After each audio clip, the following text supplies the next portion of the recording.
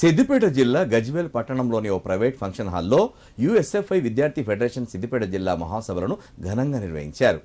ఈ కార్యక్రమానికి యుఎస్ఎఫ్ఐ సలహాదారుడు అరుణ్ కుమార్, రాష్ట్ర కార్యదర్శి తిరుపతిలో ముఖ్య అతిథులుగా హాజరై మాట్లాడారు. ప్రస్తుతం జరుగుతున్న అసెంబ్లీ సమావేశాల్లో పెండింగ్లో ఉన్న ఫీజు రియంబర్స్మెంట్ బకాయిలను ప్రభుత్వం తక్షణమే విడుదల చేయాలన్నారు. రాష్ట్రంలో కాంగ్రెస్ పార్టీ అధికారంలోకి వచ్చిన తర్వాత సంక్షేమ హాస్టల్లో 120 మంది విద్యార్థులు ఫుడ్ పాయిజన్తో చనిపోయారని ఆరోపించారు.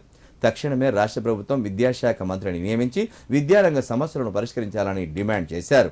లేని ఎడల అసెంబ్లీ సమావేశాలను అడ్డుకుంటామని హెచ్చరించారు. ఈ కార్యక్రమంలో రాష్ట్ర అధ్యక్షులు తాటికొండ రవి, రాష్ట్ర కార్యదర్శి తిరుపతి, జిల్లా అధ్యక్షులు రవి, జిల్లా కార్యదర్శి మధు, గజ్వేల్ నియోజకవర్గ బాధ్యులు శేఖర్, విద్యార్థి సంఘం బాధ్యులు పాల్గొన్నారు.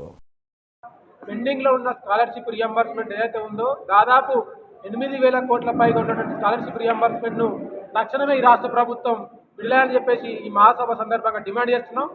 కాంగ్రెస్ ప్రభుత్వం కనుక స్కాలర్షిప్ రియంబర్స్మెంట్ కనుక తక్షణం విడుదలేయకపోతే ఈ అసెంబ్లీ సమావేశాలను ఖచ్చితంగా అడ్డుకుంటామని చెప్పేసి ఈ మహాసభ సందర్భంగా ప్రభుత్వాన్ని హెచ్చరిస్తా ఉన్నాం. ఈ యొక్క స్కాలర్షిప్ రియంబర్స్మెంట్ కాదు, ఇవాళ సంక్షేమ హాస్టల్ విద్యార్థులు దాదాపు తెలంగాణ రాష్ట్రంలో ఈ కాంగ్రెస్ ప్రభుత్వ అధికారంలోకి వచ్చినప్పటి నుంచి దాదాపు 120 మంది విద్యార్థులు ఇవాళ ఫుడ్ పాయిజన్ కేసు సందర్భం తెలంగాణ రాష్ట్రంలో ఉన్నది.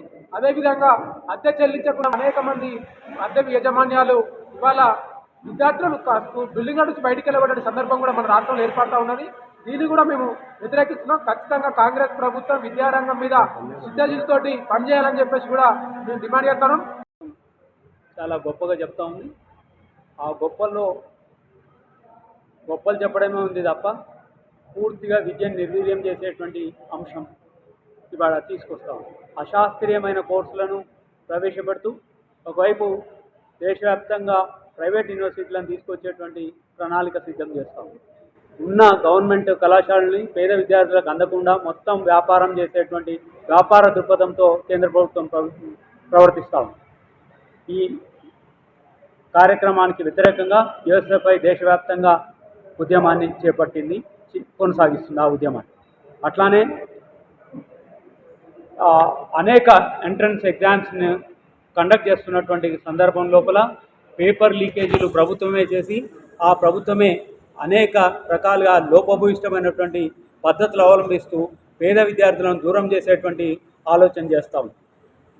గత సంవత్సరం చూసాం మనం, నీట్ ఎగ్జామినేషన్ ఎంత ఘోరమైనటువంటి తప్పిదం చేసింది ప్రభుత్వం, ఎంతమంది విద్యార్థుల్ని మెడికల్ విద్యకు దూరం చేసింది, ఎంత సంక్షోభానికి గురి చేసిందో మనం గమనించాం.